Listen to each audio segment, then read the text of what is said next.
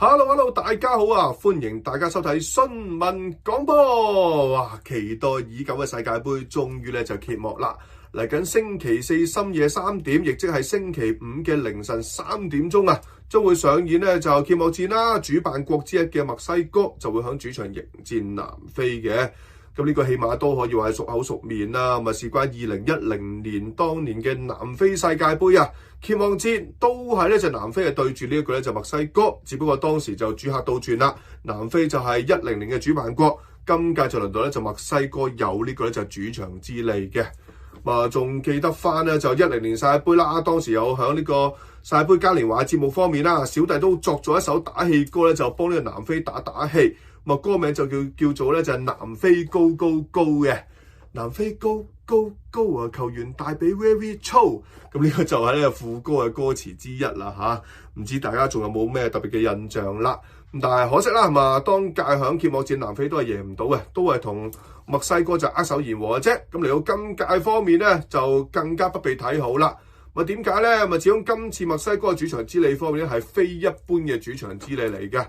比賽嘅地點就係墨西哥城嗰邊啦就係呢個阿茲特克體育場啊。屬於70年決賽同埋86年決賽嘅場地嚟嘅。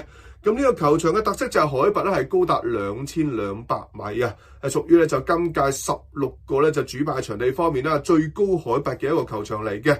咁所以就照計墨西哥強嗰個嘅適應性方面會係高好多添㗎嚇。咁呢方面就南非係值得係擔心㗎。咁另外就墨西哥近況真係理想啦。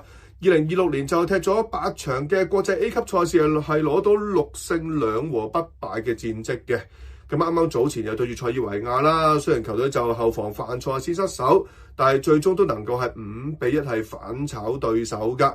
咁其中要留意住就前鋒係魯爾茲美利斯啦，呢個富咸嘅前鋒殺手啦，經驗係相當之豐富啦超過140場嘅國際 A 級嘅賽事，咁嗰場波對住塞爾維亞嘅友賽都入咗一球嘅執雞波嘅。咁另外一個入球功臣就更加值得係推介嘅啦，咁佢就效力緊意甲嘅球會熱那亞嘅後防球員就係巴斯基斯，又或者可以譯做華斯基斯都得啦咁巴斯基斯勁在咩呢？啲角球頭槌真係犀利啊！咁所以墨西哥嘅球員嗰個嘅平均嘅身高唔算話特別有優勢嘅球隊啦。但係最近2場友賽巴斯基斯都能夠攻入呢個角球頭槌，對澳洲就直接啦，接應隊友嘅高波就直接頂入咗啦但係就更加欣賞係上場對住塞爾維亞嗰個嘅角球，一係嚟自一個好有心思嘅戰術啦，差咗幾腳嘅地面嘅傳送，先至再送個高波埋去，結果都為巴斯基斯係製造到呢個就係攻門嘅空間嘅。中場方面啦，亦都要留意住呢個就艾信亞華利斯啦，本身係踢緊韋斯咸，但係就啱啱過呢個球季就借走咗出去嘅。咁佢響國家隊陣中方面亦都有一個就即係孭晒飛嘅領袖級嘅人物啦，可以打防守中場鬥住啦，亦都可以褪後少少打到中堅都可以嘅。最緊要響上屆嘅美洲金杯方面啦成個賽事嘅演出都非常之平穩嘅，即係個壓場力方面係非常之好啦，甚至乎決賽係有波入添嘅。最終阿華利斯都係順利當選咗就上屆美洲金杯嘅最佳球員。相反就對手南非方面啦，其實就之前喺外圍賽個發揮都一般啲啦，冇一個就絕對可靠嘅入球機器喺度孭飛啦。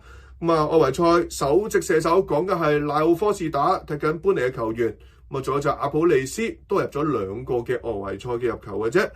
仲要就之前3次入到呢個世界盃決賽周嘅時候南非全部都係分組賽出局嘅。包括10年有主辦嘅資歷嘅情況底下啦，結果都係出唔到線嘅。咁所以就左睇右睇啦，個人都認為呢場波南非係相對悲觀嘅。仲有啲時間啦，不如講埋同組另一場波啦韓國就對住就捷克嘅賽事嘅。咁對呢場波嘅勝負方面就真係難估好多噶啦。咁但係個人就稍為睇高韓國少少，因為佢哋個準備功夫真係做到非常之充足嘅。事關佢哋就5月18號已經係起程啦就已經係去咗美國猶他州嗰邊鹽湖城嗰度係集訓。咁嗰邊嘅集訓地點就咁啱啦，海拔就大概係高達1000零米左右啦咁就同佢哋今次呢個比賽城市啦，呢一場波嘅比賽嘅地方瓜達拉哈拉係差唔多嘅，都係海拔就1000零米左右。咁似乎球隊都真係落足心機做足功課，希望就第一場波有個就好嘅開始。咁啊，仲要最近嘅友賽都係 OK 嘅，5-0擊敗咗千里達啦，1-0就擊敗咗呢個咧就薩爾瓦多嘅。咁但係你話係咪完全冇隱憂咧？又唔係嘅。咁你話幾個進攻球員過去呢個球季響球會嘅賽事都有一啲唔係太順利嘅地方啦。咁啊，黃喜燦就唔係話好健康啦，咁加上就狼隊嘅成績亦都係唔好啦。咁最就李江仁啦，巴黎聖日耳門成績就好好嘅，但係佢個人受重用嘅程度就絕對唔理想啦嚇。咁好多關鍵時刻都係冇份落場嘅。咁仲有就前鋒曹圭成咧，就響丹麥聯賽方面啦，今屆都入咗3球波嘅啫。咁呢方面係少少隱憂啦，唔算話即係太多 fit 嘅進攻球員啦。但係對面嘅捷克方面咧，亦都唔係有太多值得被睇好嘅原因喺度。咁啊，之前響附加賽發揮都一般啲啦嚇。你話對住愛爾蘭同埋對住丹麥都係互射12碼先至險勝而回嘅啫。咁啊，仲要就近屆大賽都冇乜特別嘅驚喜啦嚇。咁所以就左計右計呢場波就好接近之下咧，個人係稍為睇高韓國啲咁多，因為我認為咧就機會係留俾咧就有準備嘅人士嘅。